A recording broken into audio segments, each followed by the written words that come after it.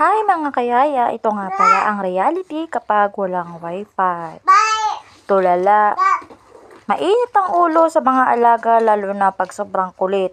Hindi na kayang matiis kasi kapag may wifi mga kayaya, pinapabayaan ko lang yan maglaro kaysa uminit ang ulo ko. Ang hirap din pala mga kayaya kapag walang wifi. Yung lahat ng problema pumapasok sa iyong. Nagsisync lahat siya.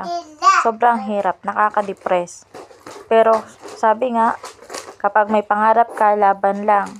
At may taong umaasa sa'yo, kailangan mong lumaban sa buhay kahit nakakapagod, nakaka-breakdown, pero kailangan mo pa rin maging malakas. Dahil walang tutulong sa'yo kundi ang sarili mo. Kaya ako, nananatili akong matatag. Kahit wala man mga taong laging nandyan para sa akin, sarili ko na lang ang aking inaasahan. At this point nga pala, wala, ganito lang ako. Nagawa lang ng content habang nagbabantay ng 2 batang makulit. Nakakainit lang ng ulo. Tapos ko nang pakainin ng aking amo, kaya ito, tambay din sa kwarto habang aantayin ng oras ng pagtulog. Antok na ako this time pero hindi ko magawang matulog kasi bawal pa. May alaga kasi ako maliit na bata. Yun lang mga kayaya. Bye! Thank you for watching!